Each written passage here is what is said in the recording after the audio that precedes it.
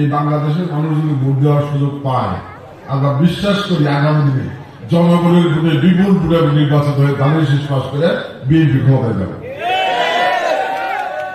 যারা ক্ষমতায় যাওয়ার সম্ভাবনা নাই, যারা এমপি হওয়ার সম্ভাবনা নাই, তারা এখন সরকারের সুযোগ সুবিধা ভোগ করতেছে। যখন নির্বাচন হয়ে যাবে না, তখন তারা খুব ভোগ করা হবে না, এমপি না হলে ক্ষমতায় না গেলে। যে কারণে তারা নির্বাচনটাকে বিলম্বিত এবং বাঞ্ছাল করার চেষ্টা করতেছে। কারা তারা?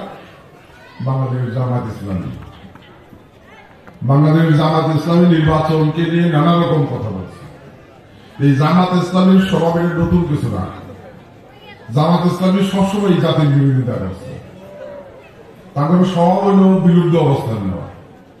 1971 সালে বাংলাদেশ স্বাধীন হয়েছে। এই বাংলাদেশের সকল মানুষ জীবন বাজারকে যুদ্ধ করছে, কেউ যুদ্ধের সহযোগিতা করছে, বিভিন্নভাবে মুক্তিযোদ্ধাদেরকে সহযোগিতা করছে। বাংলাদেশ স্বাধীন হয়েছে।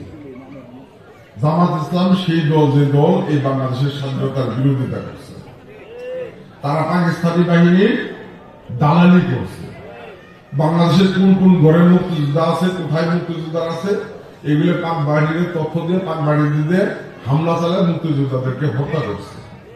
কোন কোন ঘরের মা বোনরা, সুন্দরী যুবতী মা বোনরা আছে, এই তথ্য দিয়ে পাক বাহিনীরা তাদেরকে দর্শন করাইছে।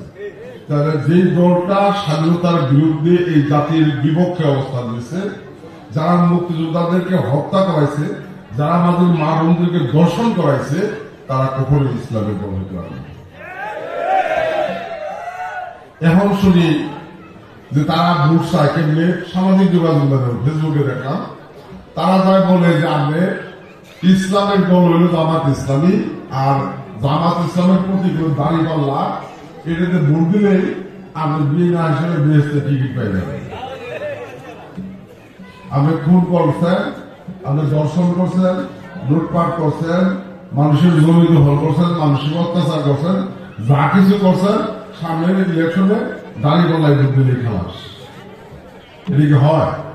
এটা ইসলাম মানে? এটা ইসলাম সমর্থন করে না।